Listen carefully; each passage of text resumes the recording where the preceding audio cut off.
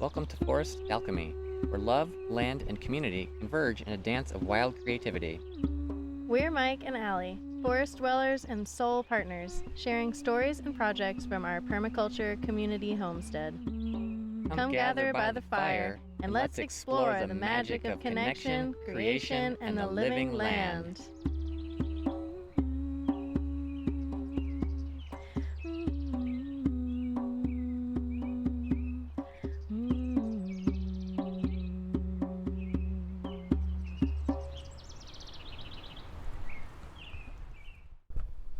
Welcome back to Forest Alchemy. This is episode 10, where Mike and Allie coming to you from the woods, or in this case from Florida, visiting family. And sometimes when you step out of your normal rhythm, life introduces you to someone you didn't even know you needed to meet. That's exactly what happened with today's guest. We found out Allie's mom's neighbor is an author, and not just any author, but someone who quite literally sold her stuff, hit the road in 2017, and stepped into what she calls a modern-day walkabout. Kristy Halvorsen left what most people would call a normal path. We know about that. She began her career as a mechanical engineer, later followed a calling to become a firefighter and paramedic for 14 years, and eventually founded her own mentoring and coaching practice. Since then, she's been living off-grid in an Airstream, migrating with the seasons, writing, traveling, and helping people rediscover who they truly are without sacrificing joy along the way. Her word for this way of living is "Kadiwampel," to travel purposefully toward an unknown destination. And honestly, that feels like a word we deeply understand. Kristy has been telling stories her whole life. When she was first published at 14, she'd written numerous online publications and has been a regular columnist for Blue Beret magazine. But today, we're here to talk about her first book, Perfect Unfolding, as well as other upcoming exciting adventures. It's an invitation to ask, how far will you go to find the life that's calling? And what does it really mean to trust that even the detours, even the disruptions, are part of something intentional? We're so excited to explore that with her today. The tension between planning and surrender, adventure and grounding, independence and interdependence. Kristy, welcome to Forest Alchemy. Thank you. Thanks for having me. I'm excited to be here. Yeah, we're so excited that we could put this together last minute, I think your mom suggested that 2 days ago, and today here we are sitting with you. Here we are. Yeah. It's amazing. They just came and knocked on my door, I think yesterday. Did they? Yeah. And here we are today. Yeah, full disclosure, we have not finished Kristy's book yet because we just came across it a few days ago, but we are about a quarter of the way through, and it is amazing. We love the writing. It is written so well, and your storytelling in it is amazing, just in the little bit that we've read so far, so we're excited to get to. It's going to be probably our top. We usually have a list of several books that we're reading at once, and this one's probably going to be at the top of the list until we finish it. For sure. Awesome. I hope you enjoy. So what made you decide to start your adventure? Oh, back in 2017? Yeah. Well, I wanted to live on the road when I retired. I didn't imagine living off grid and all that. That was not originally part of the plan. It was just something I realized I really enjoyed once I got out there. But yeah, originally it was something I wanted to do when I retired, but I got sick from a chemical exposure, firefighting, and then I hurt my knee really bad, less than a year later, and I thought, I don't know what kind of shape I'm going to be in or if I'm going to be around when I retire. Yeah. What if I just do that now? And so that was what got me on the road, was kind of realizing that life's short, and maybe having a job and a pension and health insurance isn't one of my big goals in life. It's amazing that you learned that so young, because most people don't realize that until they've already retired, and they're like, oh, I wish I wouldn't have pushed myself this long. And so you get to enjoy more of your life than so many people do. Exactly. So I was 35 when I had this idea, and then I thought it would take me 5 years to learn how to use an RV and buy one and ramp up my business and all the stuff I needed to do. And it ended up taking me 3. So I hit the road at 38. And one of my things was, I hope I'm not going to regret this. No, for sure. That was the biggest thing, is I hope I'm not going to be like, what did I do? I sold everything. I quit my job I love. But I can say, what are we, now we're over 8 years later, and it was the best decision I've ever made. Yeah, it's amazing. Well, I love what you were saying before we started the interview, that it's not all sunshine and butterflies. That is something that I think people will make a drastic change in their lifestyle and then they start to hit the bumps and they're like, oh no. But like that realization that like it's not perfect, it's still hard. And do you regret it? No. But I can tell you this, there's been a lot of bloody knuckles, a lot of tears, a lot of like, what am I doing? You know, and the first year was really rough. In fact, I tell people, you know, the commercials years and years ago about Staples, and they like push the easy button. We were just talking about that. Yeah.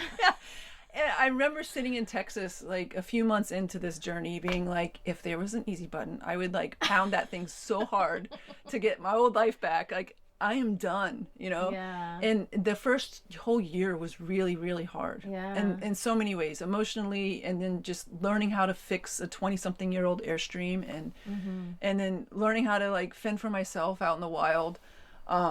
It's not too wild. It's not like I was out with bows and arrows or anything, but still just at that point I was staying in campgrounds mostly, and I didn't know why I was so sad. And I realized during that first year, the campgrounds aren't where I want to be. I want to be way out in nature, away from everything. And so I didn't have solar or anything, but I was like going through like Costco batteries like crazy because I was, you know, I still had a business and needing power. Yeah. So I left in 17, and it took until 19 before I finally broke down and got like a full solar setup inverter, and that changed everything because now I'm rolling around in a, to me it's like better than a New York apartment. You know, and I can live in the desert, I can live on mountaintops, I can live in a forest. You're and everything free. changed. Yeah. Yeah, I love that. Yeah. So given what what all you've had to like go through to like know what you know now, is there advice you would give to people who are just starting off that so that they don't have to wait as long to learn?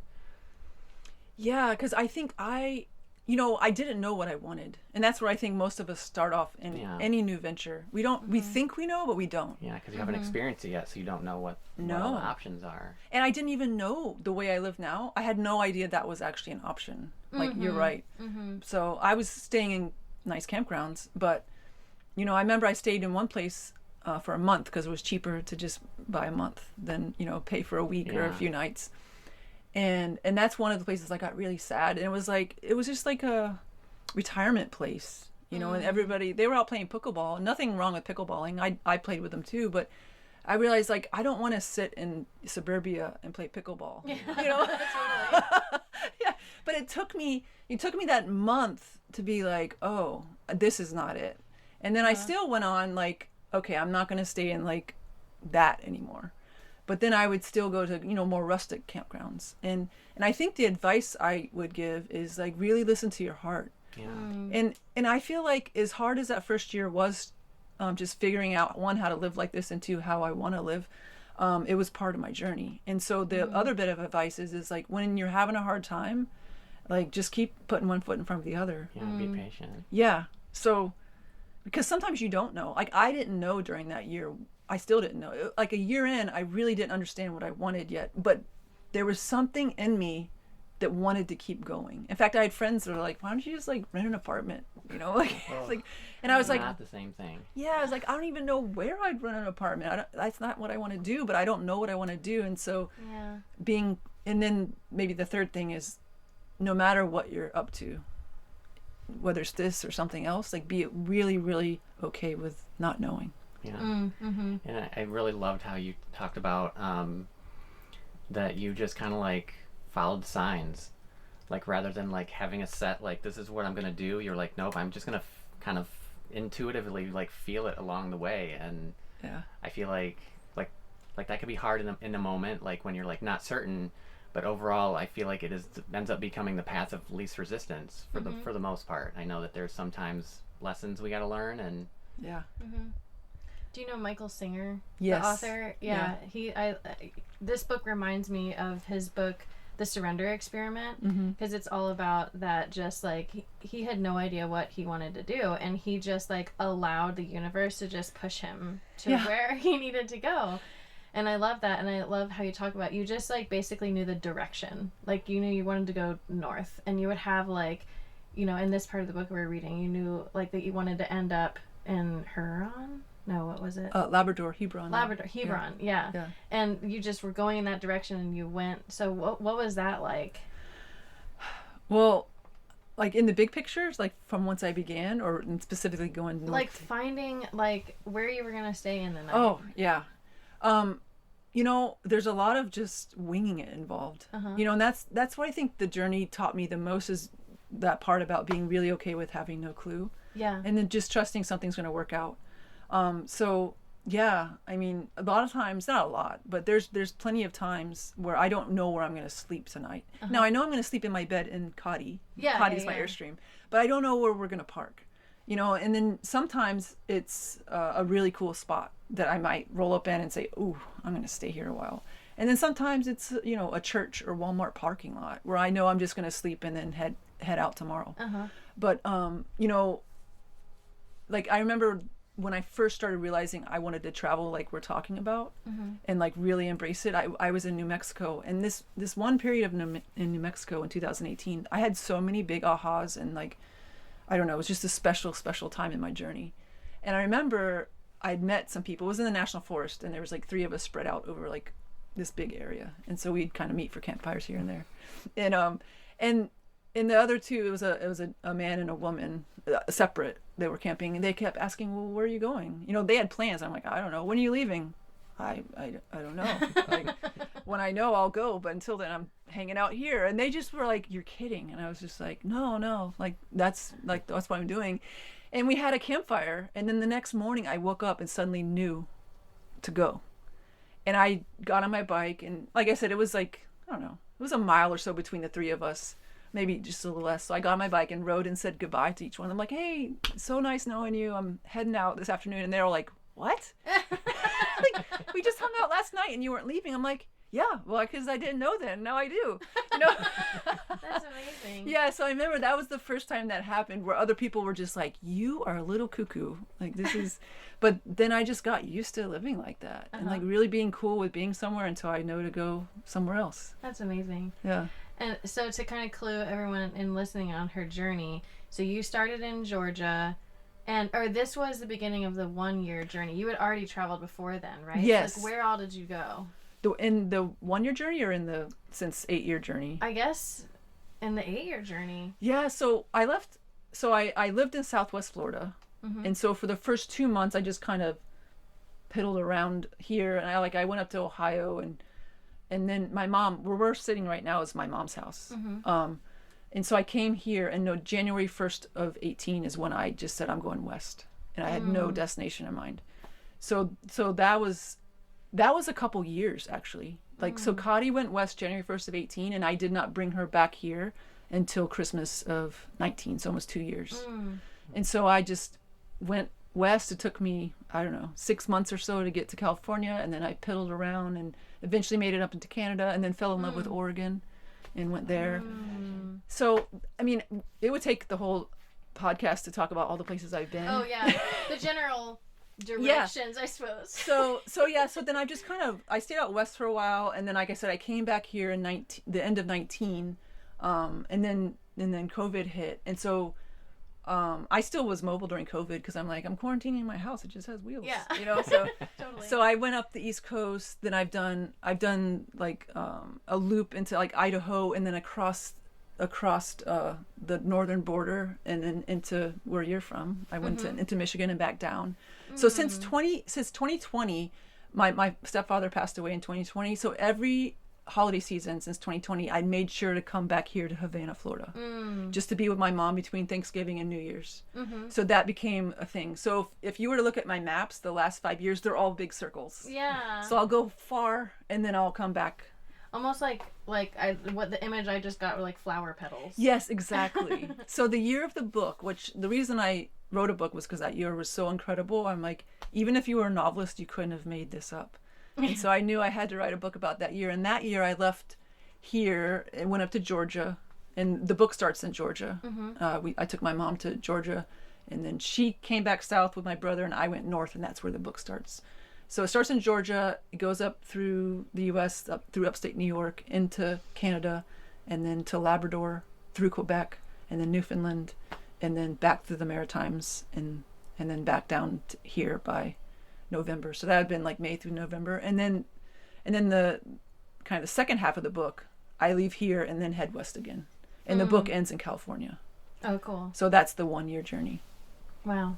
Yeah. That's amazing. Yeah. I love traveling. It's hard with 100 kids, but... So we got to the part in the book where you talked about you went through some town and it smelled like the yeast of baking bread. Yeah. And she was like, how do authors remember all these like such fine little details? Like, do you keep a journal, or were you working on your book at the time that you went through that town, so you wrote it down, or you just remember all that? No, it was a gift. It was the gift. This book came from a massive gift from a lady I don't know. And you haven't made it to that part yet, but I was in Quebec and living off grid and heading towards Labrador, and I met this couple that we found out we travel the same way. They like to live off grid, and we were heading to the same general place, Labrador. Oh, wow. So we started traveling together. And on the second or third day, she and I were just sitting out watching the sunrise. And she's like, "Are you keeping a journal? Like, your life is just incredible, and your philosophy." And I was like, "No." And she's like, "Honey, you need to start a journal today. Like I'll give you a journal if you need one, but you're going to start writing today and just start writing all this stuff down." So that was like right after 4th of July. It was somewhere like first week of July. And this book would not exist without that journal. Wow. So what I did was, when she said that, I started just remembering key instances in the last month or so. And I wrote a few little stories about what I'd experienced, just that in those last few months. And then I wrote, not every day, but really regularly.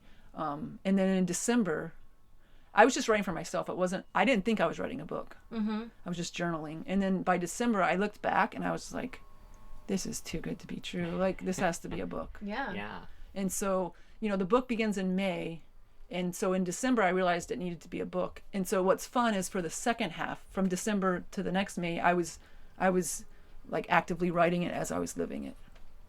So that's how the book came about. Amazing. Yeah.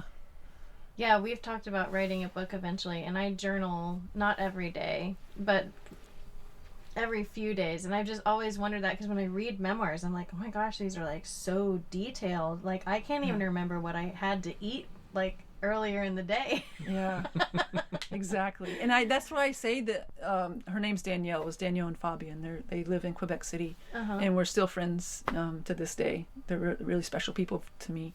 But yeah, if Danielle would not have, like, pretty much she told me I had to. Yeah. She's like, you need to journal, and I'm not messing around. If it wasn't for that, I wouldn't have been able to write this book, because there's such detail in this book. I'm like you. I can't even remember what I had for lunch yesterday. Yeah. So this book would not exist without her. Amazing. Yeah. Well, it's so well written. Yeah. I love this style. It's casual, but it like brings you in, and it's beautiful. And just your story in general, regardless, even if you were a horrible writer, like, the journey itself is so incredible. Yeah. Then that's why I had to write the book. So I can say this. My life is pretty cool most of the time. But that year, it's not like I'm doing that. Like, that year was special. That's why I wrote a book about it. Yeah. Because there were so many things that happened that people have read the book and they're like, come on. Like, you made this up, didn't you? I'm like, I swear, everything in this book, like, literally happened as it's written. Wow. So I think one of the first things that we read about was you were going hiking or biking. No, Biking, yeah. And you fell. And then I feel like were you coming back to that? That was the prologue. That was the prologue. Okay. So that was like a little snippet. You get to see like what happens later. Okay. So you'll meet that instance again, and then find out like what else happened. Okay, Yeah. cool. Wow. But yeah, I was trying to find a cool way to start the book, and a few of my like beta readers were like, that part of your book is really incredible. So I decided to give a little taste in the beginning. It ropes you in for sure. Yeah. Yeah, because I was like in the middle of Newfoundland by myself, and I like really wrecked my bike really bad, and I didn't even know how bad I was hurt. And in the prologue, I knew my finger was probably broken, or I didn't know what was wrong with it, but I didn't know the extent of how bad that crash was until later that evening. You know how that happens. Yeah. Like, you you're run like, on adrenaline. oh, I'm fine. I just have this crooked finger. I should probably get that fixed. but that was what's in the prologue, and then you get to find out the rest of the story. But yeah, I'm in the middle of nowhere, no cell service, by myself, and it's like, what do you do? And I'm like, oh my gosh, if I would have smacked my head harder, I could have died out there. Yeah. Like, yeah. Yeah. That's cool that you found people to travel with up to Labrador. Yeah, it was, and I don't do that very often. Yeah. It was one of those things. It was just meant to be. And the fact that we just became like this family, you know. And it was, yeah, we bonded and we enjoyed living the same way. And they had a boat. They had a drop-in camper and a pickup, and they were towing a boat, and they love fishing. But it was easier if they had a third person to help.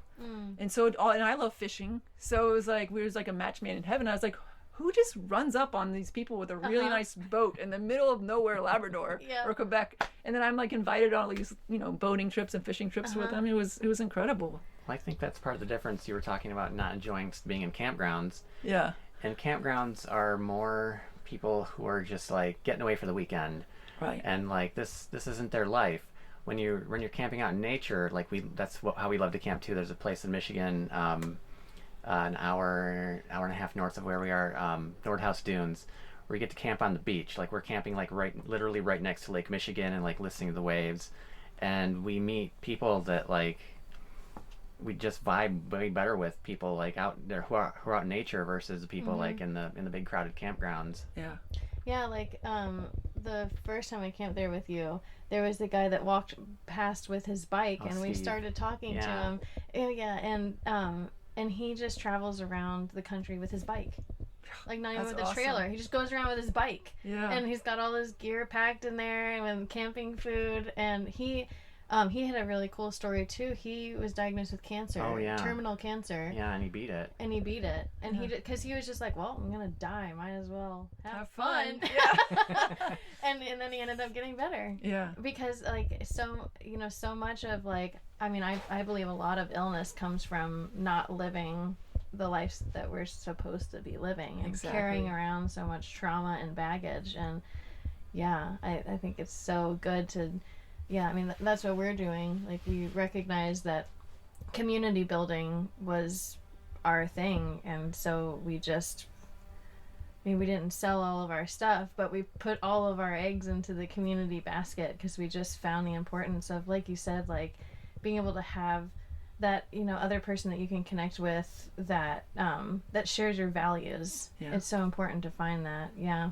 And it is like hard doing alone. So like you were talking about like some of the struggles, and I imagine it's like it's compounded by like it's often like just you, so you don't like have a second pair of hands. Yeah, like that's one of the hard parts. And there's time, you get to come in all the glory and the struggles in the book. You get to experience all of it. And there's several times in the book where I'm just like, I'm done. And I wish I had somebody. I don't even care. Like, my dream would be, I wish I had somebody that could take care of all this for me, And even if I didn't have that, I would love for someone just to be here, like, and put their hand on my back and be like, it's going to be okay. Yeah. It's because it's, when stuff hits the fan and you're out in the middle of nowhere by yourself, like, sometimes it's just like, what am I doing? And like, it'd be really cool to have some help. And now I don't get down very often at all. Most of the time I'm just like, oh, well, like, it'll figure it out. But there's some frustrating times. But what I found is the frustration is short-lived. Like, I'm like when you came over today, because we're in Cotty, we're in my Airstream right now. And actually I had this bed taken apart because I saw daylight from the inside of my house, like outside. I was just like, what the heck?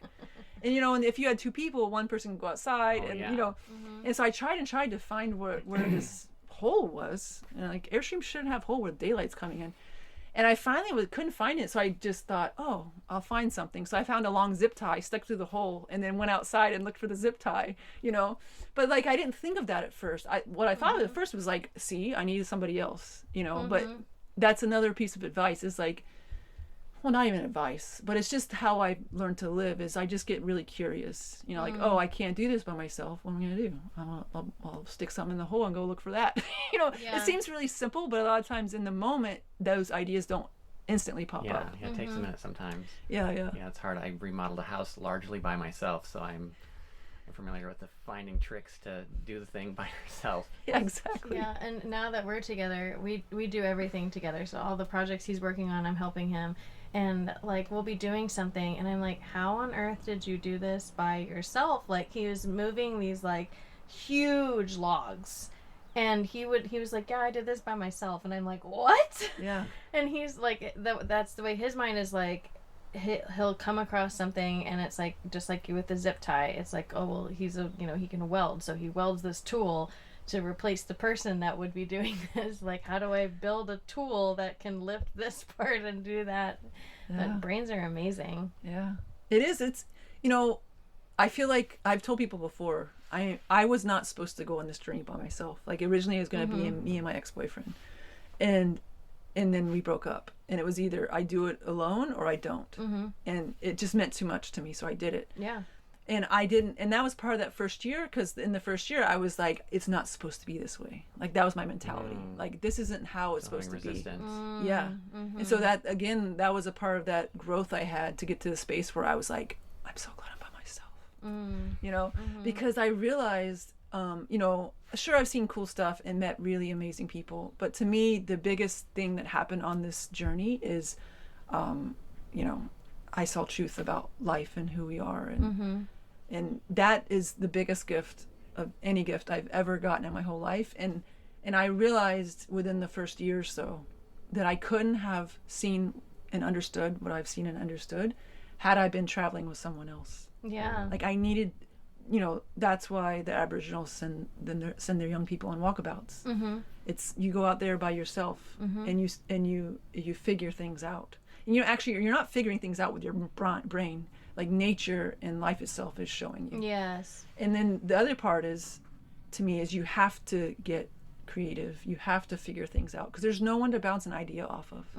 It's either you figure it out, or, you know, fill in the blank, whatever happens. Yeah, and when you're out in the middle of nowhere, you don't have Google to help fill in the blanks. Exactly. Right. So, and that to me is kind of a, I don't know, clarity maybe. I don't know if there's a word for it, but once you have that understanding that even if I don't want to, even if I wish it was another way, you know, life eventually helps me figure everything out. Once you have that, like, the rest of your life is different. You know, and in modern day, most people have never experienced living like that. Right. Yeah. Yeah, I think it's so important to have that time to figure it out on your own. Like, when we started dating, he sent me this, like, I think it was a meme. It was talking about how, like, before you meet your partner, you've got to do a certain at least level. half the work. Yeah, you have to have done at least half the work on yourself before you get with that person, just because, like, that's work that you have to do on your own. You've got to figure out yourself without having that other person to bounce off of, you know? Yeah, and then it was that then you can't do the other half on your own, because it takes other people, and, like, the interaction with other people, like, as a reflector, and, like, seeing, like, things you need to change. It, like, we're just fine when you're on your own. Yeah, and not necessarily have to be with a romantic partner, but, you know, like, I think you have to have both. And, like, with my kids, you know, I'm very much like, when you get old enough, like, please go off on your own. I'd love you to come back when you've got kids of your own, or you want to come back, but, like, please go off on your own and learn what you need to learn. Yeah. Because that's how we grow. It is definitely how we grow. Yeah. Do you have a favorite place that you've been? You know, I often say, like, I end up falling in love with wherever I am for different reasons, you know. That's a great mindset to have. I know. So, but there have been some special places, but there's so many special places. Like, I remember when you told me where you lived, that's why it's like, oh, do you live near Sleeping Bear Dunes? Because I only spent like 3 or 4 days there, but, like, that was incredible. Did you go down the dune? Yes. Yes. Did you have to get airlifted back up? No, I was smart enough so I didn't go all the way down to the lake, because I was like, tiring walking up sand. Exactly. Just going up like a normal sized dune, I'm like, I was in shape. But it was beautiful there, and actually it was a early snowstorm that hit, and so everything was dusted in snow. Oh, wow. But yeah, I mean, there's so many places where I'm like, I could stay here for a long time, you know. But you know, I really, in the journey in the book, you get to kind of fall in love with me in a few places with both humans and the place. And Labrador, because Labrador and Newfoundland are one province, but they're actually 2 separate places. And both, they were different, but I really fell in love with each of those 2. So in that year, those were my favorites. And then, like I said, my second summer, I fell in love with Oregon. Like, I just drove through Bend, Oregon on the way to Canada for the summer. And then I got to Canada, and I was in Canada for like 3 weeks. I'm like, what am I doing? And I went back south, and and actually, other than a few times I've stayed here in Havana to help my mom with health issues. So I've stayed here quite a bit for long periods of time. But other than here, that summer in Oregon was the longest I ever stayed in like one town. So I spent like 3 months in the areas around Bend, Oregon. So, and I really thought, I'm like, I might move here one day. But then I went back 2 summers ago. It was like 5 years removed, and I was like, never mind. Everybody else found it. Oh, dang. Yeah, I was like, there was traffic and there was way too many people. I'm like, never mind. Ben's not on the list anymore. So, but yeah, there's been a number of places. And then 2 summers ago, it was the Canadian Rockies. Oh my gosh. That would be beautiful. Yeah. I lived in Colorado for a while, and that was amazing. Yeah. But it definitely, where I was, just slowly got more and more and more and more populated. And I was like, yeah. And homesteading is definitely a challenge when there's lack of water. So, Yeah. but I loved it out. I love it out west. Yeah, it's beautiful. Have you ever visited any intentional communities on your travels? I haven't. I mean, I've been nearby, but I haven't actually like gone and visited or stayed there. I wish I would have, but I haven't, because we just learned it about each other like a day and a half ago. So, Yeah. but after looking you up, it sounds really awesome. Yeah, we'd love to have you. Yeah, Come visit. We can recommend lots of fun places to stop and visit on your way out. Yeah.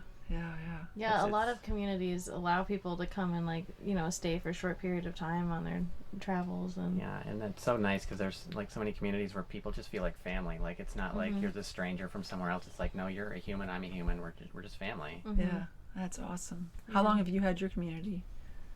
Well, I actually started a community a little further south, Okay. About 6 years ago. Okay. Um, And then we met, and I moved up to where he is. And I was still working on figuring out the like where the community, the place I was at wasn't like there were 6 acres there, but just the zoning there was going to make it a hassle. So I was trying to figure out.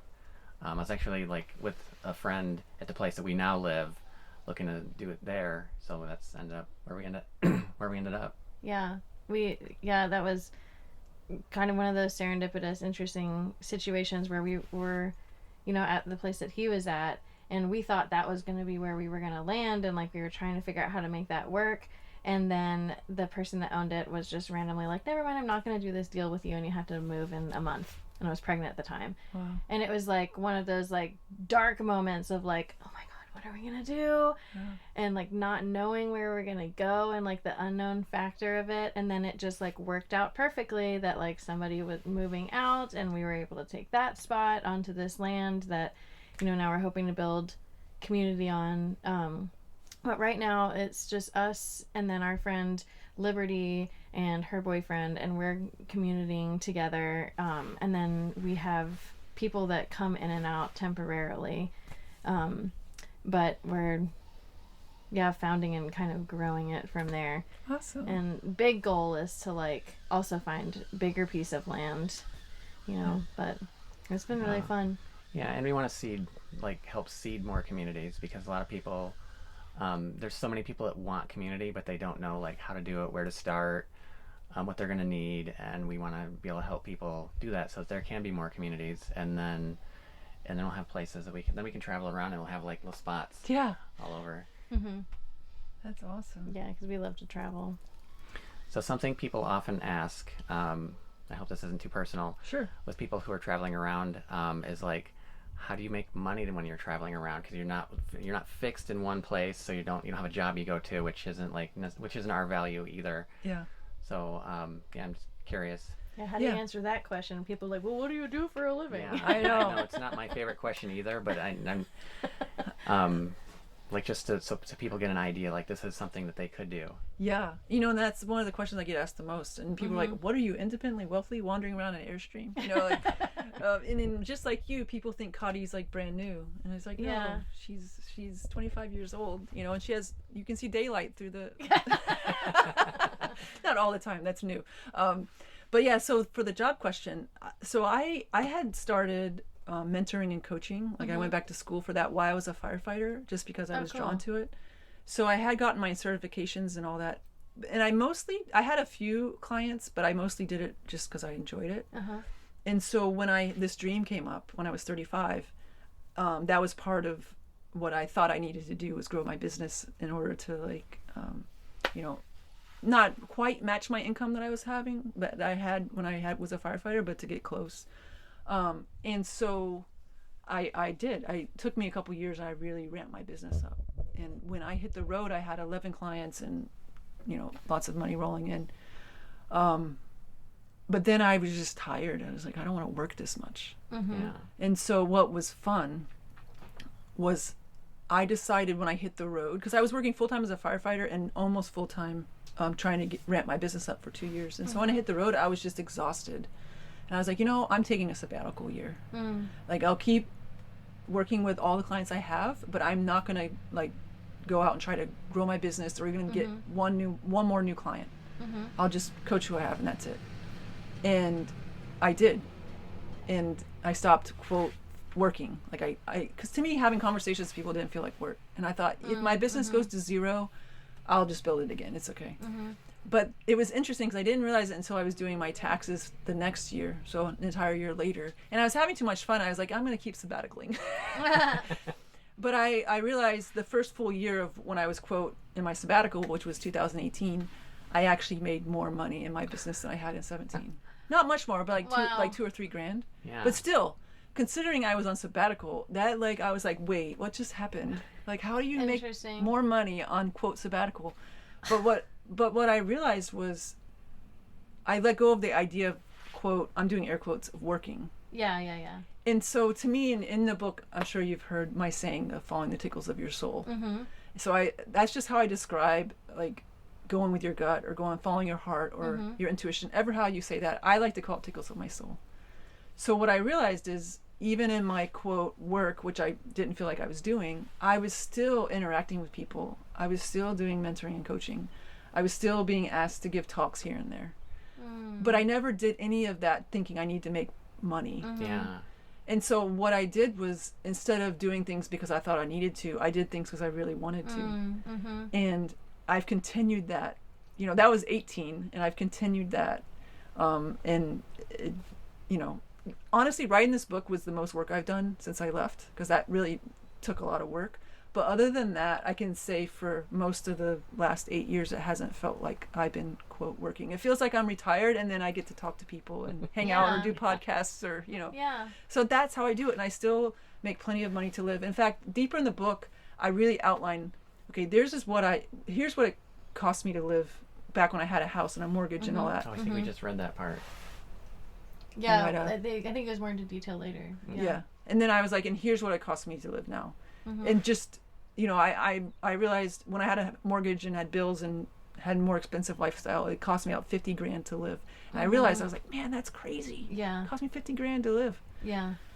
But that's a big mortgage and all that stuff. And then now, unless Cotty or my truck have a big hiccup and I have like a massive repair, most years is 20 to 25. You know, and because people think it's expensive to live like this. If I'm living in campgrounds, yes, it's expensive. Yeah. But if I'm living out in the forest off my solar, and it's not that expensive to live like this. So, you know, I don't have to make that much money to live very comfortably. And so, so my business has provided me everything I've needed for the last 8 years.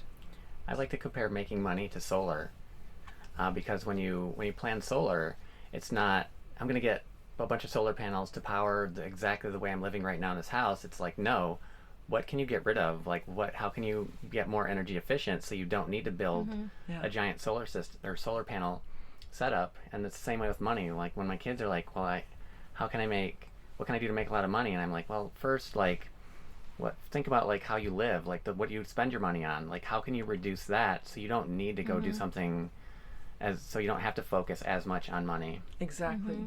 That's the key that I think most people either miss the boat all the way on or slightly, because we don't realize how little we actually need. You know, and honestly, I was working with somebody as a mentor during that first year. This was before I did my taxes the next year and found out I was making more money.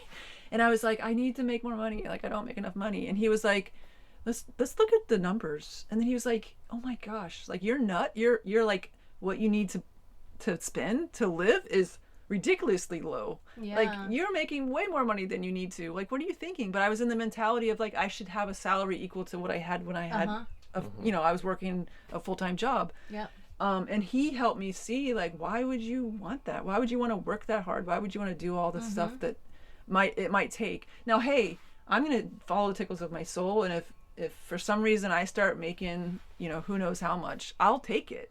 Yeah. But I don't need to make that run my life. Yes. Mm-hmm. That's a huge difference. Yeah. Yeah, that's what we talk about too, is like, like all the things that we do to make money, they're just things that we want to do. Yeah. Like, we love teaching, we love talking to people. Like, obviously we're not doing this podcast to make money. It's not making any money. We're just doing it because we like talking to people. Yeah. And like, if it leads to that eventually, cool, great. Yeah. But like, the events that we do, like, we were doing the events for free for a long time just to like bring people together and like talk about, how to live in a different way in which you don't have to have money making as your priority. And, funny enough with that, as soon as we started, saying like giving a suggested donation for the events, more people started coming, which is like a weird psychological thing.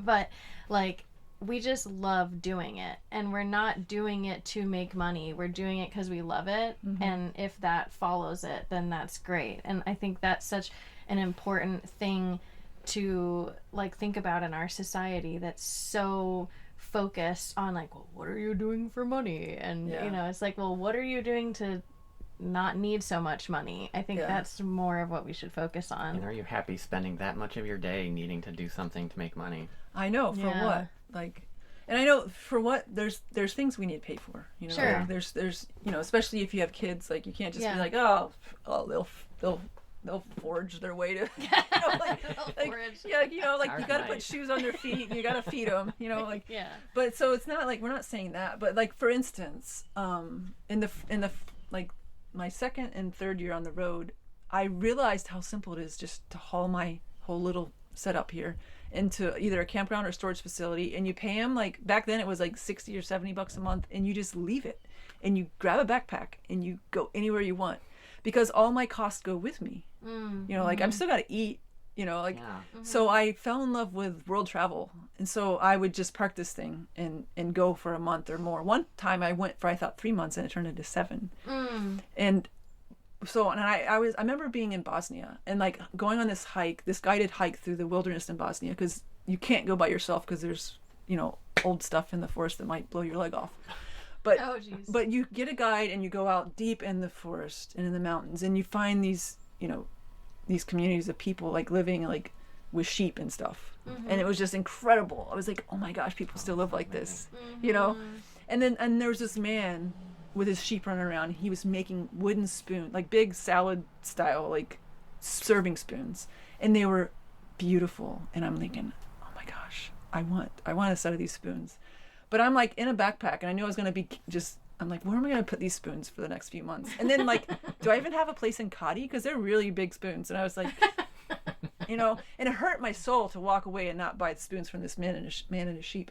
But like a few months later, I was like, I'm so glad I didn't buy those spoons. Like, I really didn't need them. They were so cool, and yet my life has been complete for many years without those spoons. But the thing is, because I live like this, that has happened so many times in the last 8 years where I'm like, I would love that, but where am I going to put it? We're kind of at that point right now. Like, we live in a 3-bedroom house with us and 5 kids. Wow.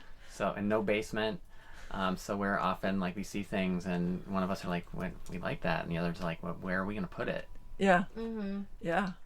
And when you have those constraints on you, whatever the constraints might be, you realize, I'm like thinking about all the stuff I probably would have purchased in the last 8 years if I'd had a place to put it. And now I'm so thankful. In fact, I'm like, I feel like for the last few years, I've been like getting closer and closer to having a home base and like growing roots.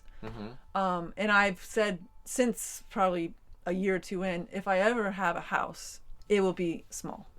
Like, I'll never again, like my house, I've owned 2 houses in my life. My second one was like, I think it was like just under 1,700 square feet, which isn't a huge house. But I remember looking back saying, why did I do that? Like, who needs a house that big? So I would definitely go way, way smaller, because one, it's so simple. Like, I know that it looks pretty clean right now, but I can really mess this place up fast. But what's nice is it can look like a disaster, and in 15 minutes it's like back to clean. Yep. You know. Well, one of the weird things right now is like so many places there's minimum square footage requirements when you build a new house. Right. So it's hard building tiny house in so many places. And I'm like, that's ridiculous. What does that help? I know. And what do you need all that room for? Yeah. You know? Like these houses I've been in your parents' house, and it's a little larger for this neighborhood, but this neighborhood was built in the 70s, and most people's houses are really small and they're fine.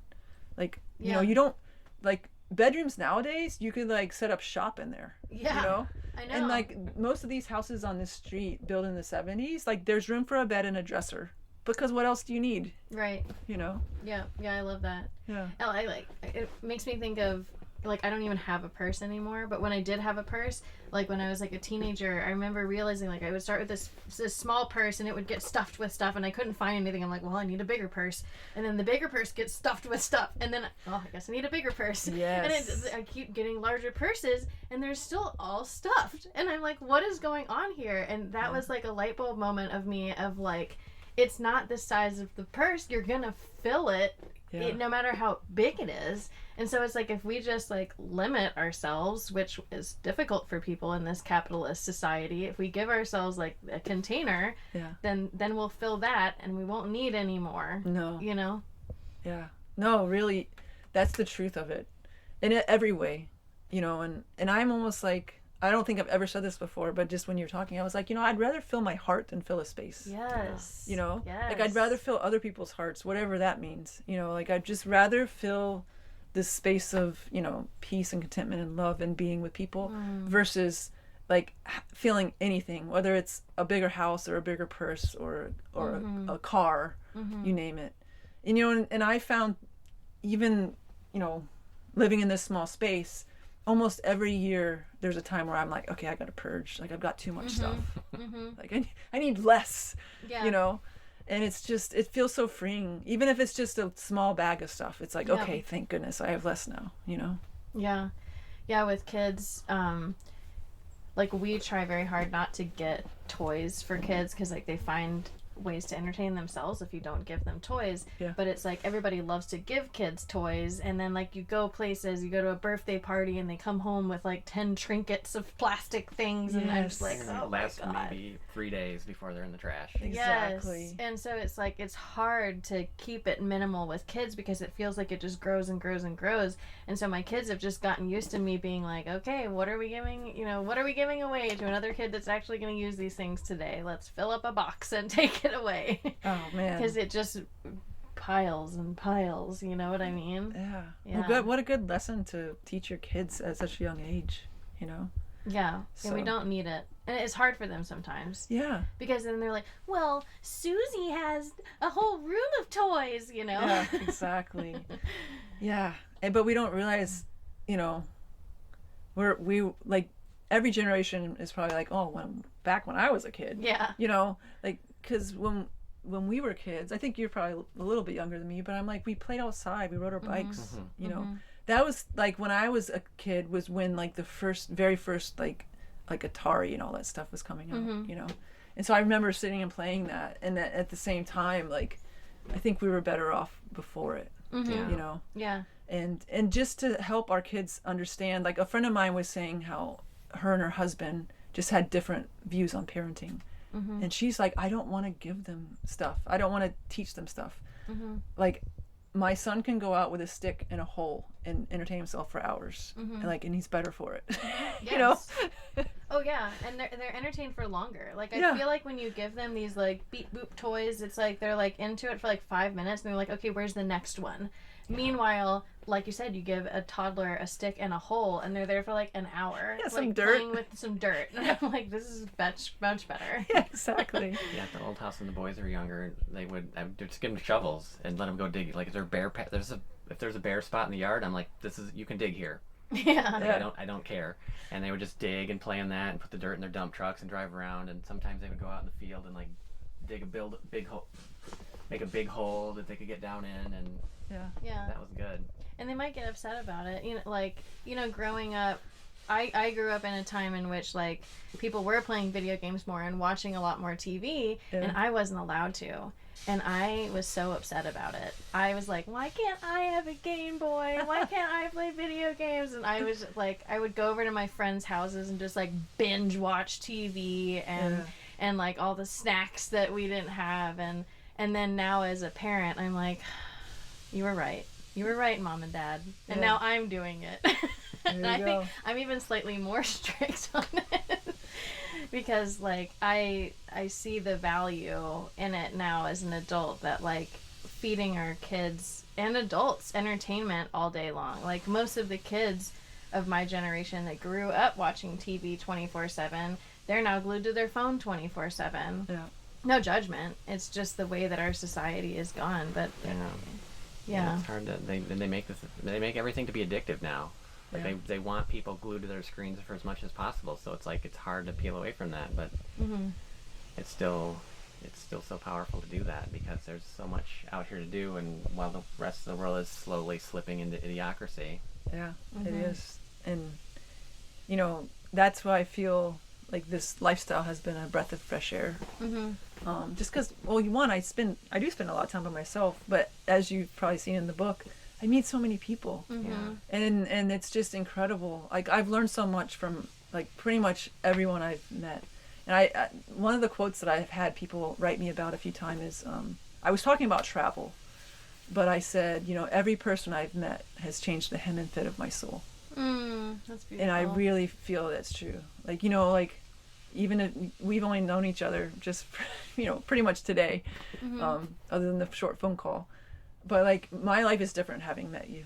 Yeah. And it always will be different. Yep. Yeah. And you can't get that from sitting inside binge watching something. No. Or being glued to your phone. Yep.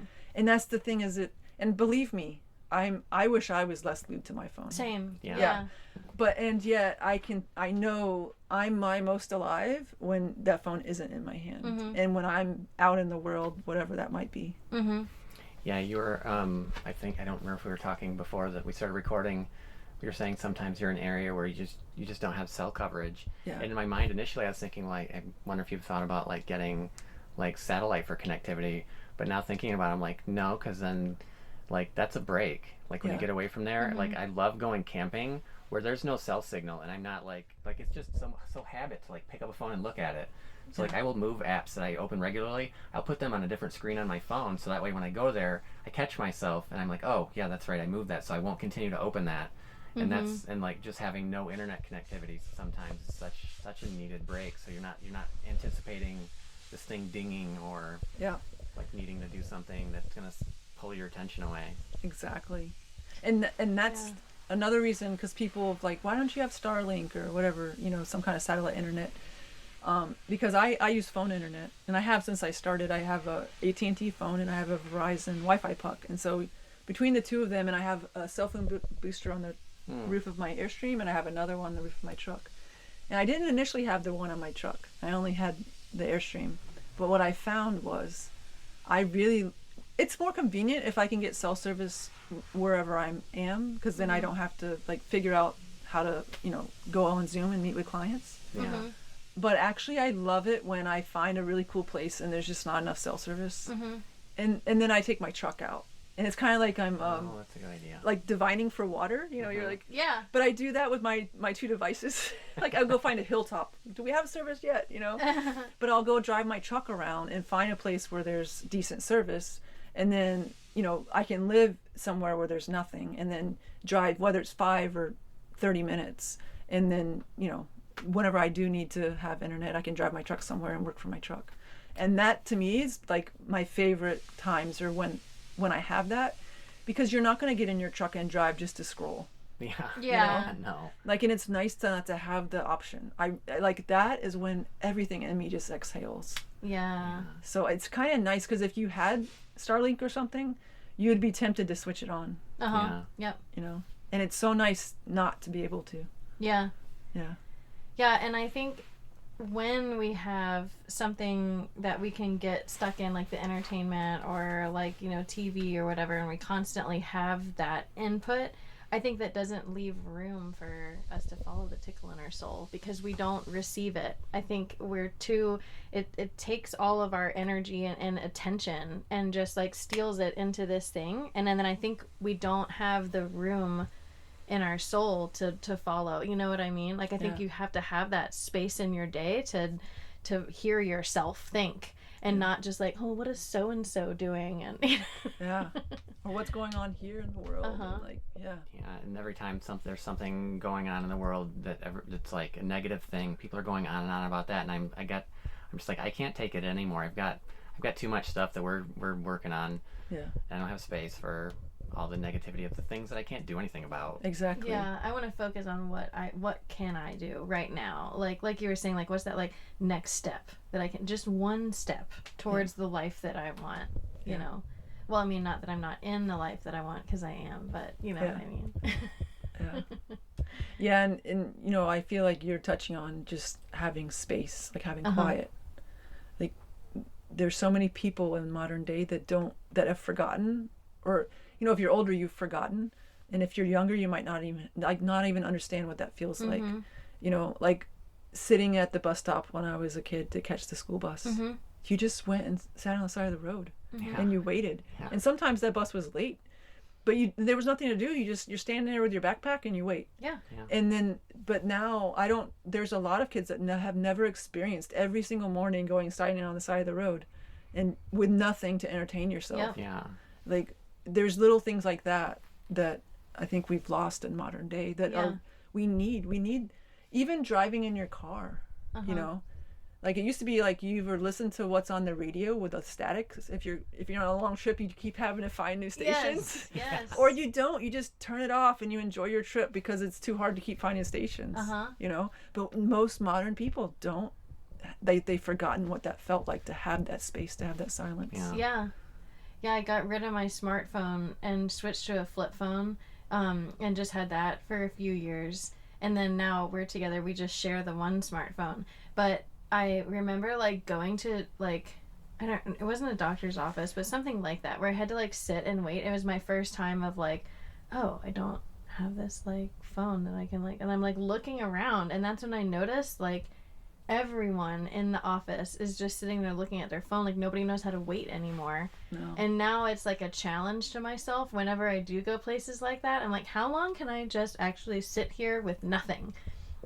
And it almost becomes fun, because then I can just like people watch and like, you know, soak it in. And we bring books, which like is entertainment, I suppose, but like it is like, it's a little alarming how much like people just don't give themselves that space to think anymore and wait. Like an intolerance for like quiet and not having something to do all the time. Like we see that as the kids, they bounce back and forth between our house and then their other parents' houses, and who have different parenting values. And when they come back, it's harder for them. They're like, how are you going to entertain me next now that I can't use it, since I can't use a screen all day long? Yeah, there's a transition. Yeah, of like, and not just screens, but like a craft. Like, they're like, do you have a craft for me to do? Or do you have this like set thing that I'm doing right now? And I'm like, what do you want to do? Go get yourself some paper. Go outside. Go play outside. And they're just like every week it's the same thing. They're like, wait, what? And then partway through the week, after they get used to it, they're out to get up and go outside when they wake up and just go play. So can you tell us more about your rig? Where we are obsessed with compost toilets. So we'd love to know, what kind of compost toilet do you have set up? So I have a Nature's Head. Have you heard of that one? Okay. So it was just, when I bought this, it already had the compost toilet. In fact, I was a little nervous about it when I bought it, because the couple that lived in it before me had done a remodel and they installed the composting toilet. But I realized in short order, like, that's one of my MVPs of living this lifestyle, because I don't have to dump black water, you know, which is a big deal with RVs. And then I have 2 gray tanks now, because now that I don't need black water, I have a valve that I put on, and it both tanks fill together. And so my freshwater tank is 60, and I've got, I don't know specifically, but it's probably between 80 and 90 or maybe a little more gallons of gray. And so I can go months without dumping. Oh, wow. And 2, I live off of 60 gallons fresh tank. And because I'm not putting any water down my toilet, that can last me 3 weeks. But if I had a regular toilet, there's no way I could do that. So that's why I say my composting toilet is one of the big MVPs of living like this. Is it a separating system or is it all go in one? No, there's the solid spot and then there's the pea spot. Okay. This past year we've just used bucket. We did like a bucket with a toilet seat on it. Yeah. For a composting toilet for when we have events. And I was thinking that we've got an RV that a friend keeps there that we ran out on hip camp. And I was like, oh, let's do a nicer system for that. So we got this one. It's like it's all plastic, and it separates out. And I don't like that one as much. It smells more. Oh, really? Yeah. Yeah. Mine doesn't smell, thank goodness. Oh, that's good. And if there's something wrong, it smells. Yeah. And for example, it has a tiny little fan that pulls air through. Cool. Yeah, that thus makes the compost. So it's interesting because in the first few months I had a problem and it kept smelling, and it hadn't smelled for the other people, and it was under warranty. So I called the company, and back then it was just this guy named Larry. That was it. Well, now they've gotten really big, so you can't get in touch with Larry anymore. But Larry was so cool. In fact, he troubleshot with me for like several weeks, and he's like, honey, I want your toilet back so I can see what's wrong with that thing. Like, I'm going to ship you a brand new one, and you ship me this one because I need to figure out what went wrong. And so I'm like a big fan of Nature's Head, and that's just the customer service that Larry gave. And now that Larry's got a really big company, it's fun because I still have his cell phone number. So. But I haven't needed him in many years. That toilet he gave me back in 2018, it's still going strong. But he's like, always keep an extra fan. He goes, trust me on this, because if your fan goes out, that's a really bad smelly mess, you know. And it's sweet because I'll call every now and then to get a fan, and Larry's like, no, just I'll mail you a couple of fans. But this fan is about the size of a quarter. And they last for years, like 2 or 3 years. But then one day I'll open the door, I'll be like, literally, oh shit, you know. Like, yeah, totally. And then I'm like, where's Larry's fan? You know. But I actually just replaced it this morning because the fan had went out on my last trip, and so it takes like 5 or 10 minutes to put a new fan in. But it's that simple. It's a plastic box. I fill it with coconut core, ground coconut shell. That was my next question. Yeah, and by myself, and I don't put toilet paper in the box because it lasts like eons longer if you have a little trash can to put the toilet paper in. But yeah, for me, by myself, it lasts easily 4 weeks, if not sometimes 6 weeks. Oh, wow, nice. And then I think Larry says, I'm not for sure, I think it's like 24 to 40 hours after your last deposit to let it compost enough to where it's safe to dispose of. Like if I'm out in the forest, I carry like an old military shovel from way back in the day that folds up, and so I'll just take it out and I'll dig a little shallow hole and just turn it over and dump it in. And I experimented with peat moss as well, but peat moss sticks to the sides.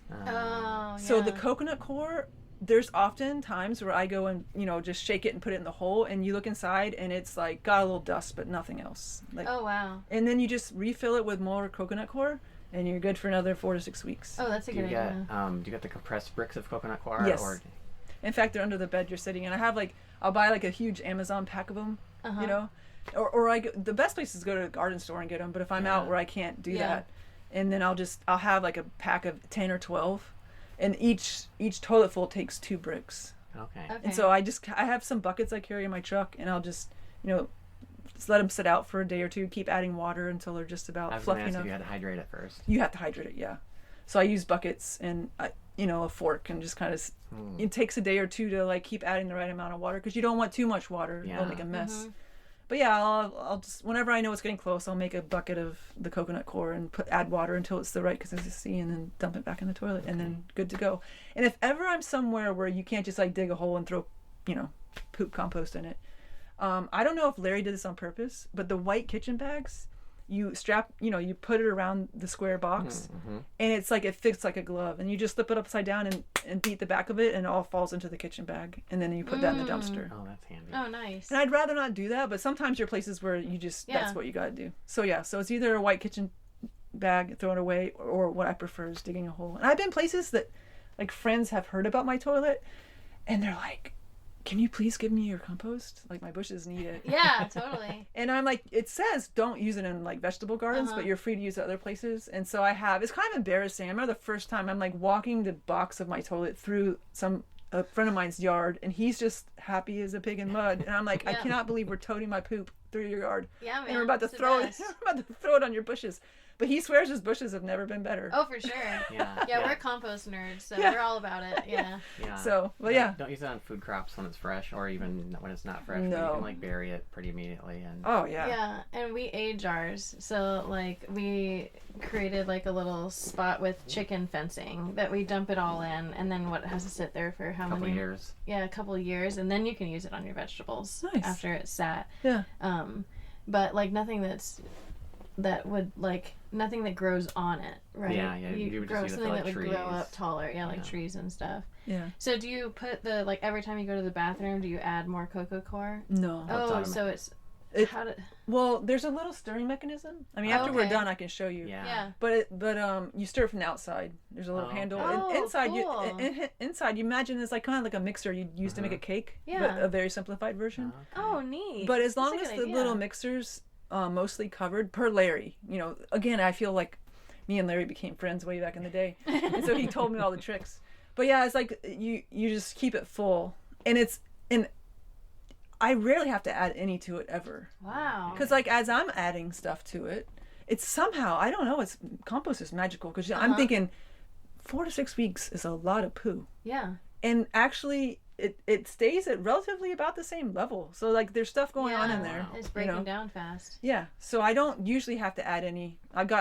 It's about 2 gallons that I need when I start. Because I used to, before I found the bricks, I used to use the peat moss, and that just came in big fluffy stuff. Yeah, it's got that really fine dust. And I would just fill a 2-gallon Ziploc, tons of them. I'd buy a bale from Home Depot of peat moss, and I'd have like 2-gallon Ziplocs full of peat moss all over this trailer. And then that's where I learned I need 2 gallons. That's about exactly what I need. Okay. Oh, cool. And then when you like dump it, do you have to rinse it out every time, or because the No. cocoa car comes right out? Yeah, the That's peat moss I awesome. used to have to clean it because Yeah. it would be like Yeah. ooey gooey stuff. But the coconut core, like it's amazing. Now I'd say once every 2 or 3, not 2, but once every 3 or 4, or if I'm somewhere with running water, because that's rare, I'll be like, I'll do a quick clean, and I'll just take like some Dawn dish detergent and a toothbrush that I keep outside so it doesn't touch any teeth. But just like scrub the seams and stuff to make sure there's still good seals and Oh, cool. But yeah, I mean that's like, I might do that like 3 times a year maybe.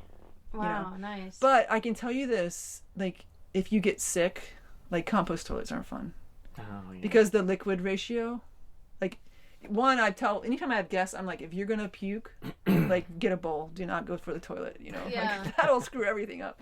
But yeah, if you have runny poo, it can dysregulate the compost. Oh, that makes sense. Yeah, So- that does make sense. But I mean, I'm thankfully healthy, and that rarely ever happens. But that's one thing I think a lot of people don't realize, because I travel with my mom a lot, and she had a bunch of health problems, and that was a hard one. When she had runny Yeah. poo, it would be like, oh God, Mom, we're screwing up the compost. Yeah, like- totally. Like I'm I'm sorry for you too, but but I'm the one cleaning the compost thing, yeah. But yeah, it is harder if you don't have, if you have a diarrhea or something. Yeah. Yeah. Yeah, we with our bucket system, we do a mixture of sawdust and biochar. Have you ever heard of biochar? No. I'll let you explain biochar. So it's a charcoal, usually made from like a waste product, like just limbs that have fallen or like wood chips, and you turn it into charcoal, and then you charge it with, although the charcoal, we just use the charcoal in the compost toilets. Biochar is when you take that charcoal and you inoculate it with microbes and nutrients, and then you can add it to your soil. Oh, nice. Yeah, it's Got a lot of amazing. benefits in it. Soil friend. But yeah, we do like a mix of the sawdust and biochar, and we use biochar. Also, we put that in our like food compost too, and it just like the smell is just gone. Like it's just Yeah, because, completely it's gone. like activated carbon. Yeah, that's perfect. Yeah, That's awesome. but that's not. I've never heard of a compost toilet that turns like that. Yeah. Because That's every a time really you go, cool you idea. mix it. Yeah, You turn ours is- with our bucket system, like we put a layer of the wood shavings and charcoal on the bottom, and then every time somebody goes, they just take a cup full and they just add a little bit more until it Okay. like slowly builds up. Yeah, this you don't have to. Just this stirs. And it's got its little fan, and Larry really knew what he was doing when he invented Yeah, it. it sounds really nice. Yeah. So And then how many solar panels did you say you had? I have on my roof there's 7. Okay. So and they're all like 95 watts. Like I say 100 because why would you do that? So I say 700 on my roof, and then in my truck I have a 200 watt foldable, and that's nice because if I'm parked in the shade I can put that out. Oh, that's cool. Or if I'm staying somewhere where I'm going to be for at least a few days or a week, I always put that out because why not? You can have an extra 200 watts. So on a full charge, how long can that last you if you charge it fully and then you don't have it like a sunny day for a minute? Well, I upgraded my batteries 2 years ago, so I have 300 amp hours of lithium, whereas I used to have just AGM batteries. Okay. And so one is they charge so much quicker. Like I didn't realize that. Like I heard, and I'm a nerd, so I'm lighter. huh? And they're lighter. They're lighter, and like I had 200 amp hours of AGM, and there's a lot of what's called float when you're charging, and lithiums don't have that. So lithiums see the sun and they start just soaking it up, Whereas there's a long period of time where it doesn't matter how sunny it is, AGMs have to charge slower, and there's stuff that's going on to where lithium just charges so much faster.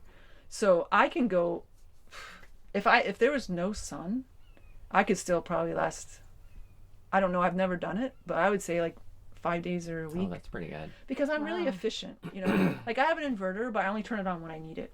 Oh, so you stay DC unless you absolutely need it. Yeah, so if I need to, and I even carry a little here. So I'm holding up a little, what is it? I don't even know how many watts. A little tiny one with 2 plugs on it.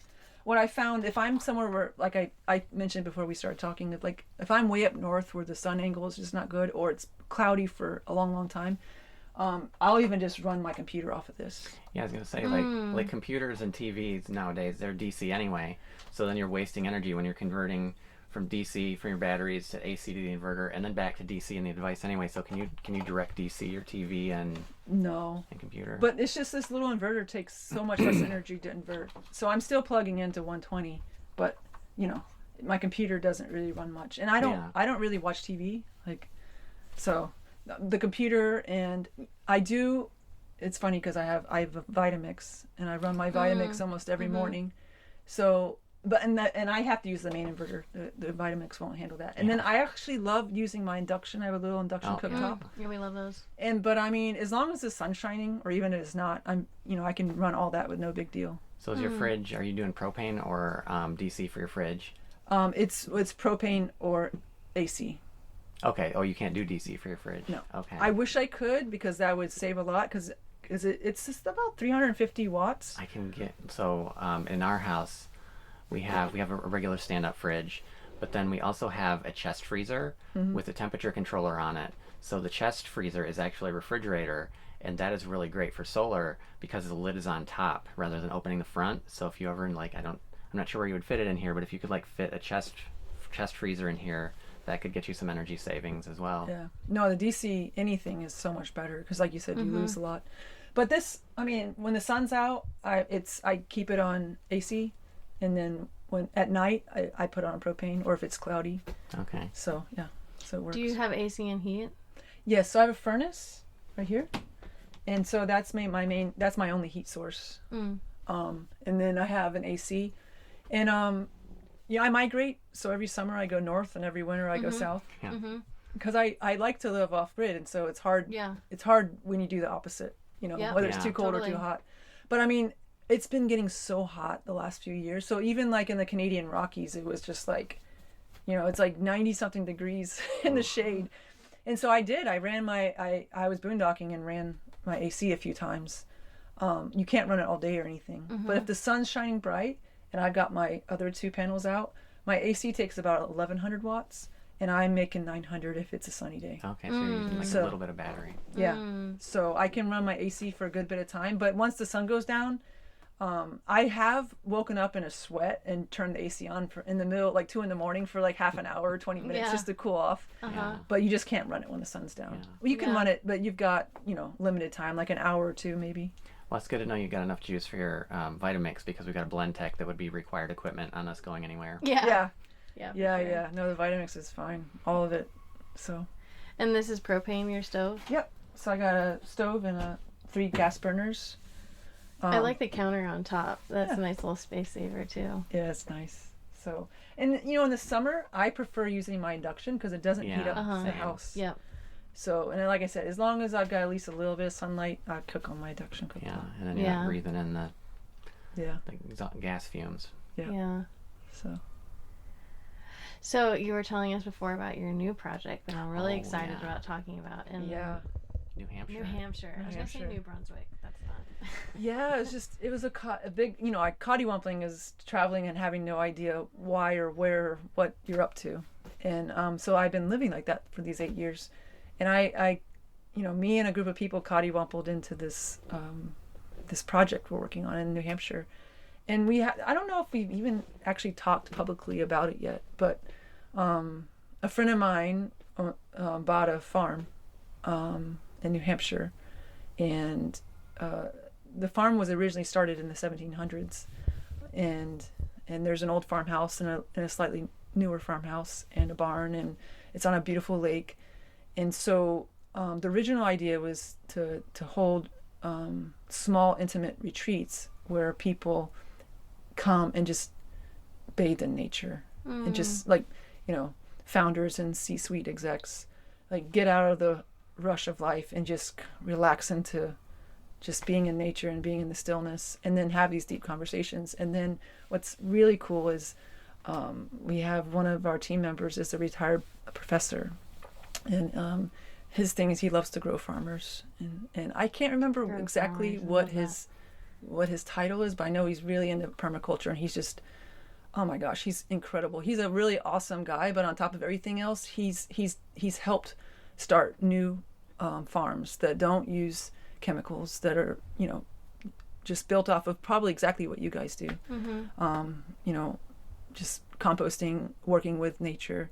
And so we're gonna, this summer actually, he's found like the original place where the farm fields were, and we're gonna, they're all forest now. And so we're gonna go and kind of take back the, you know, be gentle and keep all the trees on site and use them for other things, but take back the farm fields and have a beautiful regenerative farm there. Amazing. So we'll have the farm, and plus eventually start bringing in people for these really, you know, small retreats, intimate retreats, and just be in nature. It's a few hundred acres, and you can walk into the forest. Wow, nice. You can swim in the lake.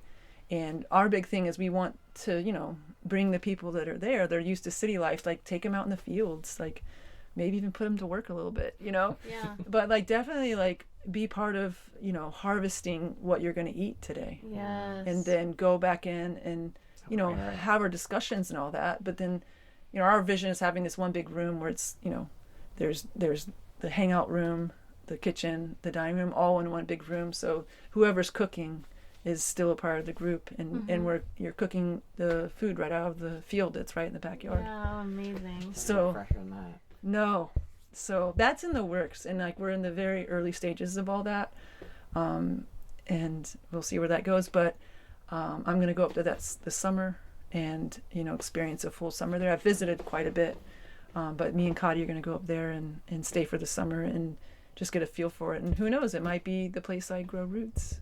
Yeah. Oh, Yeah. that's amazing. Yeah.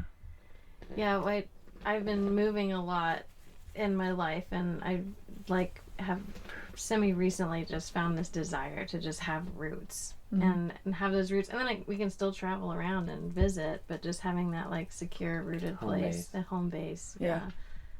Yeah, that sounds like an amazing project. Yeah, it's been just in the, you know, we've been working on it. I think the idea popped up in May, and then we kind of really got rolling a few months after that, just with like putting ideas out there. And it's just an incredible, there's 6 of us that are kind of, you know, brainstorming and putting this together. And then of course we've just in the last month or two gotten to like hiring professionals to help us with that, you know, because we haven't done something like this before. You know, like even Leon, who's the retired professor, he's done a lot of farms, but he's like jumping full bore into, you know, the way we see it is, it's not like, oh, there's this farm and then there's this intimate retreat center. There's just the farm. Yeah. And whether we're growing farmers or growing vegetables or growing better leaders or more peaceful, calm, and loving people, like it's just the farm, you know. So it's just been an incredible experience working with some really amazing people. Oh, and, that's exciting. like dreaming and scheming. I love that. Mm-hmm. Yeah, we're currently in the paperwork phase for our community and like creating a land trust, so that way we're all like equal beneficiaries and trustees for the land itself. Yeah. And protecting the land, that feels Yeah. something important too with growing roots, is like we've lived on so many pieces of land and connected with the plants and the land there and created these relationships, and then we have to leave. And like the place is sold to somebody else who doesn't care and rips up everything, and it just feels good to be able to be stewards for land that we can help protect, you know. Yeah. So our land trust also protects the land so that people can't just come in and clear cut it or or like buy it for like what was the wording? Just having it so it increases value and selling it for as much as we can. It's anti-speculation. There you go. Yeah. That's what's nice is I think it was in the 90s, the owner of this farm in New Hampshire put it in an easement. So it's 200 and something, I don't even know. I think it's like 260 easement acres, and then there's like 12 non-easement but the easement acres, like, it can only be used for agriculture. Like, you can't build anything that people are going to live in, or, you know, there's nothing, you know, there's all these rules, but it's, you know, the owner that owned it in the 90s, they did it for the same reasons you did, because that you're trying to do it because they want to protect the land. And so, yeah, even with us, there's been times where like, oh, I wish we could, you know, fill in the blank. And at the same time, it's nice knowing that the land is protected. Yeah. You know, and you know, we have all of the good intentions, but you know, it's nice to know even if somebody came in and didn't, there's rules that you know, that land is protected. So yeah, it's been a cool experience because I didn't even know about all that stuff, and now over this last almost a year, I've become well versed in, you know, easements and excluded areas and what you can do in each, and how all that works, you know. So yeah, it's been fun.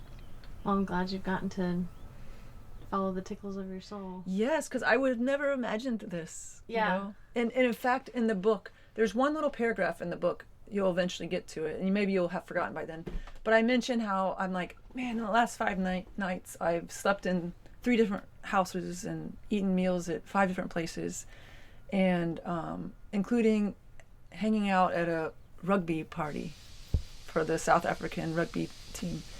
And that party, like I wrote this book before this whole farm thing came to be, but that rugby party was where I met the people involved in this. And I was just randomly, a friend of mine, actually, with the party was his house. I'd never actually met him in person. I'd only seen him on Zoom. And he was just like, hey, if you're ever in the Boston area, come visit. And I happened to be coming through Boston, and I said, I'm here. And he goes, hey, come over to this rugby party. And I'm like, rugby? And I almost didn't go, and I was like, oh well, I'll go. And the people there ended up being incredible. And you know, nothing happened then. I just met some really cool people. 2 years plus later, this people at the party is a big part of who's creating this farm. And it just shows you never know. No. You never know what's in store. And you never know what connections you're going to make, that you're not even trying to make connections. You're just hanging out and being with people. Yeah. But yeah, so actually it's cool because the journey in the book turned into this years later. Wow. Well, it's like, I mean, us sitting here today, like, I never would have expected that living in my mom's neighborhood would be you. Yeah. And, like, you know, like I said, we just, like, picked up this book, and we're like, oh, isn't this a cool book that my parents have in their bathroom? And they're like, oh, she's right there. And we're like, what? And, like, we almost didn't bring our podcast equipment, because we flew, and we're like, we have to be minimal about what we're bringing, and we were just about to not take it, and I'm like, you know what? Yeah, I'm like, They're I'll just just- bring it anyway. Yeah. Yeah, that's a tickle. You had a tickle of your soul. Yeah, exactly. And it was so funny because I guess it was 2 days ago when your mom and dad came and knocked on the door, and they're like, great, you're here. I was like, yeah. And they're like, how are you staying? Because yeah, I'm heading north on, like, in 10 days. Oh, wow. So yeah, they were excited I was still here to hang out with you guys. But yeah, So funny. Really grateful we got to meet you. yeah, me too. I really hope we get to cross paths again on our journeys. Oh, I tell you what, if I'm ever going down the western side of Michigan, I know who I'm going to hang For out with. sure. Yeah, you got a place. Yeah. Yeah, coming in a good time of year where it's not hot or cold, and Yeah. I do love that, like, kind of chasing the seasons, like Yes. how we used to do. You know? Yeah. I Like, migrate. Yeah, like I can't think of the circle, the Migration. the like what they called like when they would follow the seasons in the circle. Oh, There's a yeah. certain word for it, and I can't think of it right now. Oh, I'm blanking on it too. Indigenous people would they would have like different camps Yes. that they would come to depending on the season. Yep. Yeah, Yeah. that's amazing. Yeah. And it's like people talk about like we can't do that anymore. Like there's indigenous people that talk about like how we can't do what our ancestors did. Mm-mm. We can't move from place to place, and it's not sustainable really for us to stay in, like even us in Michigan, it's like it's cold in the winter and it's hard, we can't grow stuff, so Yeah. it's like it's hard to be completely sustainable in that environment without we have to like can and dry Yeah. fruit and all that kind of stuff, but like that's not what we used to do. But Yeah. unless you like have enough money sitting around where you can have a like 4 different houses, people just don't think like, oh, I can move around with the seasons. But here you are, you've figured out how to do it. Yeah. As long as you don't mind living in a tiny house on wheels. Yeah. Well, you're gonna love, because you're just getting you've shared where you're at in the book. But I go and hang out with the Inuit, and I share a lot about what wow. you're speaking about, Yeah. and how it's so sad because they've lost the understanding through generations Yeah. of people coming in and helping them become reliant on trade and all that, and Yeah. and teaching them how to build buildings. And it wasn't like they meant to, Yeah. but through generations they've lost the knowledge even on how to live that way. But I actually visited Hebron, which is the most culturally significant spot in all of Labrador, and I'm getting chill bumps now just thinking about it. But when I got there, it's not an easy trip. You have to really want to go to Hebron if you're going to get there. But when I got there, I just remember looking around and saying, oh my gosh, like this is heaven, and everything you need to live is here. Now it was in July, and it was still like there were still hunks of snow there, but the daytime temperatures were in the 70s. But that was their summer home, and they migrated to different places. But I just remember being in that space and saying, no wonder for thousands and thousands of years, who knows how long, the indigenous Inuit, this was one of their spots, because there was everything. There was a stream. There was fish that literally like felt like they were just begging to be caught. There was caribou. There was, like I said, it was the middle of July, and on a north-facing slope, there was a hunk of ice the size of a house. Whereas if you needed to refrigerate something, you just go shove it in. Yeah. And the grass was so soft. I mean, I was running around in bare feet the whole time just because I was like, I can't believe it feels like you're walking on like, I don't even know what, like clouds. Wow. But to think, the man I hired to take me up there, his name's William, his parents lived there. Wow. And to think like his parents, that wasn't that long ago, Yeah. but they've lost a lot. Most of the people have lost a lot of the understanding of how to live that migratory lifestyle, Yeah. to the point where it's almost impossible now. Yeah. And it wasn't their choice, and that's what's sad. Yeah. But yeah, I can't wait for you to get to that part of the book. Yeah. Yeah. That sounds amazing. Yeah. Yeah, that's a big part of Elspeth Hayes' book. She talks about, she went out to California and met an indigenous person from, I don't remember where exactly, but he talks about, like, even, and this is a part of history that I didn't really understand, which was that, like, when they made national forests and, like, protected the land, I guess I didn't really think about the fact that they were actually taking that land from the indigenous. Yeah. So, like, I always thought, like, oh, what a lovely thing they did. They protected this land by kicking all the humans off of it. Like, Yeah. oh, that sounds like a great thing in theory. But, like, a lot of these places, like, there were indigenous people living there. Yeah. And so, like, and a large part of their diet were the acorns from these, like, huge trees. And by not having humans there tending the oak trees, because that's a big part of her book, is like how humans are actually important for the ecosystem. The trees there don't produce as much, and so they can't go and forage it like they used to, and like that can't be a huge part of their diet. And it's just like very interesting, like the things that you don't really think about until somebody points it out, and then you're like, oh wow. So we can't, because so many people are like, well, let's just go back to the way it was and live, Yeah. just live like this way. And it's like, well, you kind of can't. Yeah, we You- lost the ability to migrate like that. Yeah, exactly. Because it's not like you can like buy let me buy a lot here and buy a lot up there. And then too, you've lost the knowledge. Yeah. You know, thousands and thousands and thousands of years of like people understanding how to live with nature. And you know, and that can be lost in just a few generations of like taking people in and keeping them in one spot and giving them everything they need. It's so infuriating that that's intentional, like the boarding schools with the Native Americans and like just stripping knowledge so that they didn't have it anymore. And that just blows my mind that some people can be that greedy that they're willing to take everything from everybody else. Well, and like you said, it's such a short period of time too. Like, a couple generations. Yeah, like I grew up learning that like acorns were poisonous and you shouldn't eat them. But like I had no idea until reading like Elspeth Hayes' book, and then we have a friend that's also obsessed with acorns, that like this is actually a large staple of people's diet, where acorns and like other nuts from trees, chestnuts, and like the idea of the commons, the land that everybody was able to like forage together.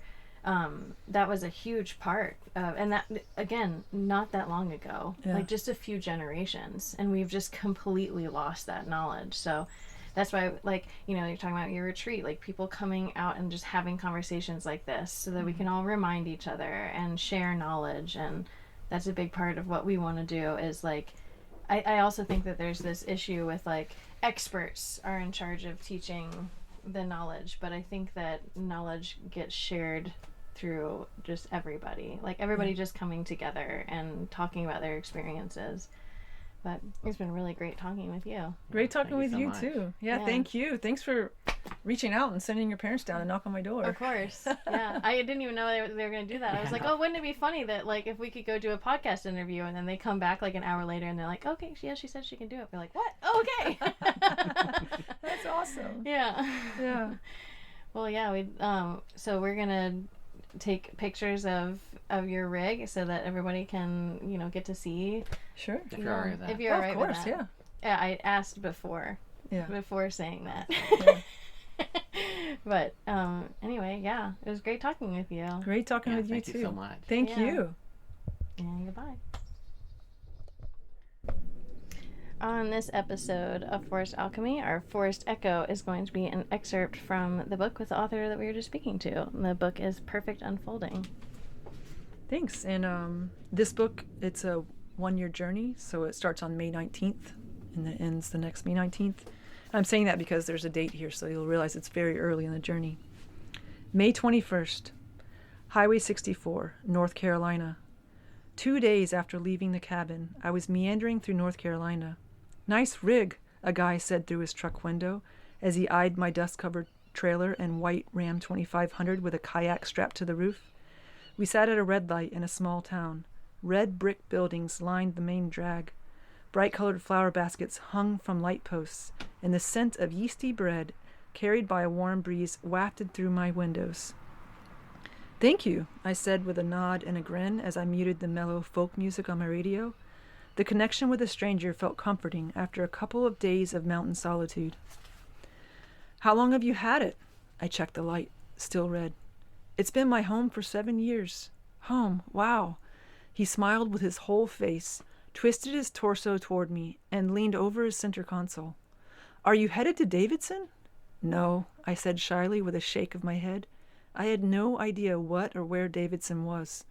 I was only pretty sure this was still North Carolina. Where are you headed then?